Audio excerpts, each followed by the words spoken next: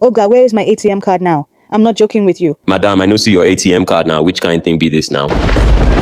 Emeka came to Lagos with big dreams, slept under the bridge, was accused of stealing, but what happened next changed his life forever.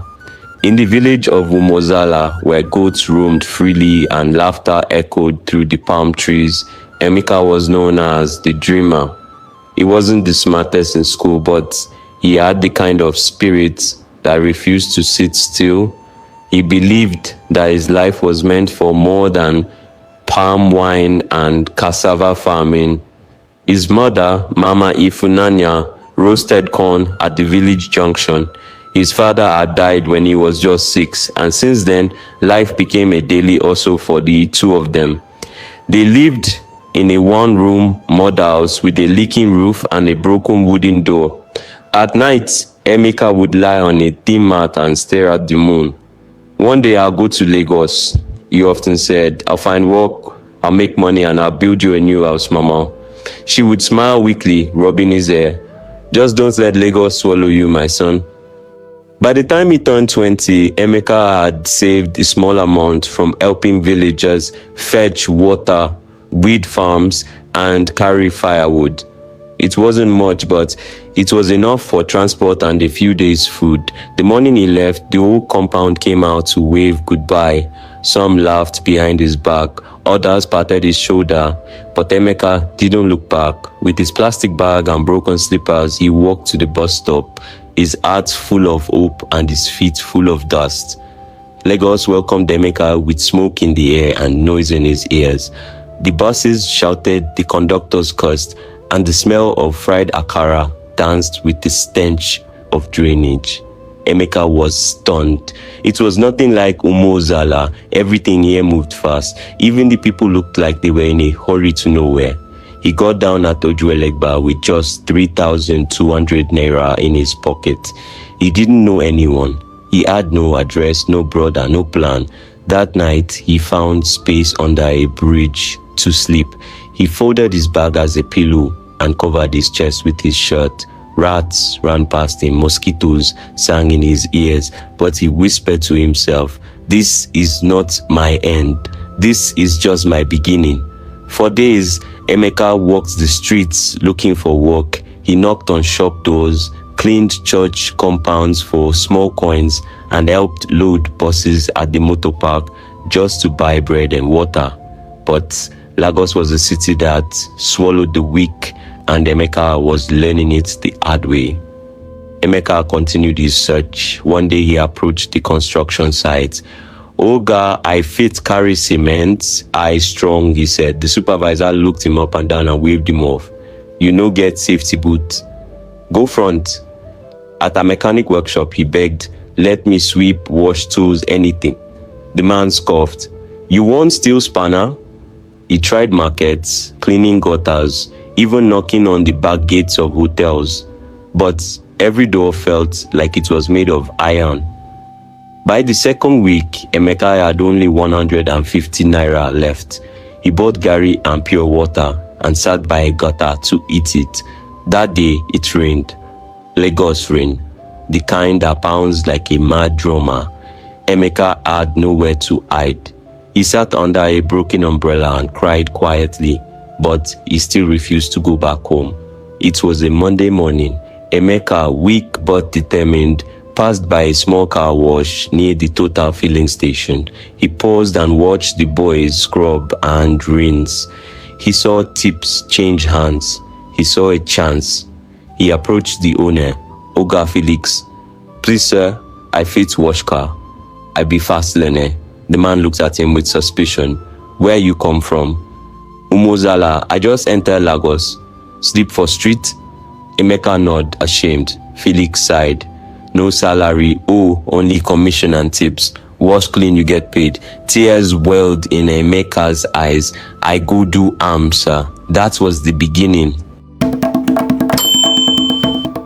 Emeka took the job like a calling from heaven. He washed every car like it was the governor's own. He learned fast. He used soft strokes, avoided watermarks, and even polished the tires with palm oil. when needed. Customers noticed, "Guy, you sabi work o.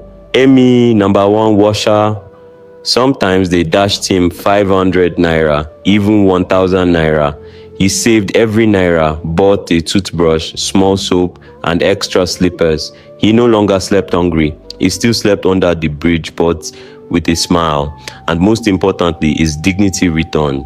Her name was Madame Francis. She drove in with a black Lexus SUV, air-conditioned and spotless. She stepped out wearing high heels and a perfume that smelled like foreign money. "Wash it thoroughly," she said, dropping the key. "I'll be back." Emeka bowed slightly. "Yes, ma." He took his time. He cleaned that car like it was made of glass.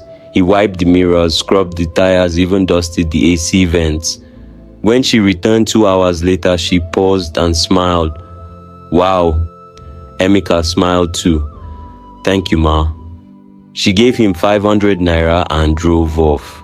He didn't know it yet, but trouble was riding with her. She returned 2 hours later, but this time her face was hard. "Where is my ATM card?" Emeka blinked. "Ma? My ATM card. It was inside that car." "I no see any card, ma. I just wash am. Don't play smart. You were the only one who touched it." Before he could explain, she made a phone call. Police arrived in minutes. Slaps, insults. Emeka was thrown into their van like a thief. His boss said nothing. The other boys looked away, and Lagos watched in silence. The next morning, Madame Francis was dressing for work. As she reached for the lipstick, something fell from her jacket pocket. It was her ATM card. She froze. Jesus. Her heart dropped. What have I done? She had accused an innocent boy, a poor, hard-working boy. Shame and guilt flooded her soul. She grabbed her phone and called the police. Release that boy now, please. It was my fault. The police let Emeka go. No apology. No explanation. He walked back to the car wash, dirty and bruised, but his boss, Oga Felix, was waiting with fire in his eyes. Leave my shop. I no keep thief for my business. Oga, I swear I didn't. Get out. Nobody stood for him. The boys looked away again. He picked his bucket, his sponge, and his dignity and walked away. Tears rolled down his face. He didn't know what was next. It had been 3 weeks since the arrest. Emeka sat on the same bench under the bridge, still jobless, still washing his slippers with sachet water just to stay clean. The rain had beaten him, anger had pressed him, shame had visited him, but something in him refused to break. Then, one afternoon, as the sun began to fall behind the smoky skyline of Lagos, a black Lexus rolled slowly into view and parked just across the street. Emeka looked up.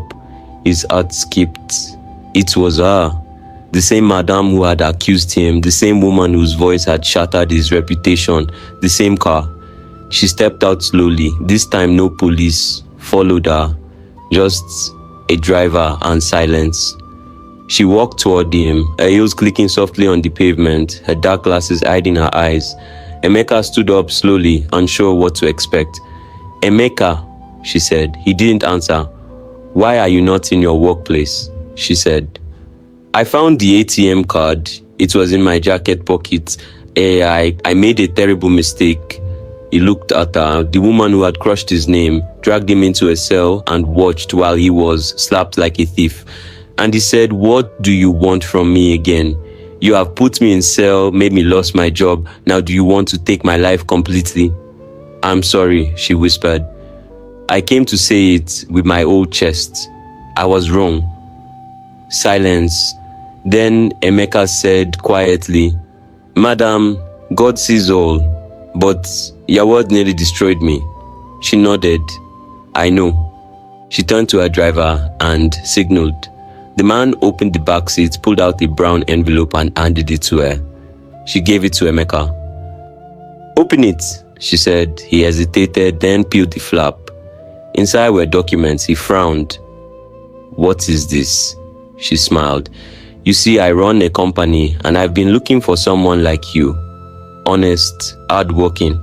I want you to manage one of my new logistics outlets. It comes with accommodation, a monthly salary of 400,000 naira, and shares in the business. Emeka stared at her, frozen. I don't want your apology, he said, tears rising. I want to earn my own success. She nodded. Then start with this and make me proud. He looked at the documents again. His name was there, clear, bold, respected, the same name they wrote in the police report. But now it carried honor. From that day, Emeka's life changed.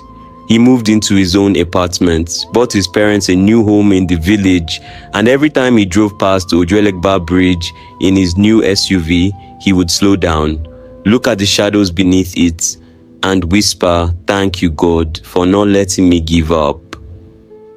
Moral lessons: never judge a person by your own carelessness. Life may bring you down through lies, but truth always finds a way to lift you. Destiny will always return, even if it gets delayed. Forgiveness doesn't make you weak. It makes room for your blessing. The same place you were disgraced might become the same place your story changes. Thank you for watching. Don't forget to subscribe, like, and share. For more interesting African folk tales, share with friends so that they will follow you to enjoy this amazing story.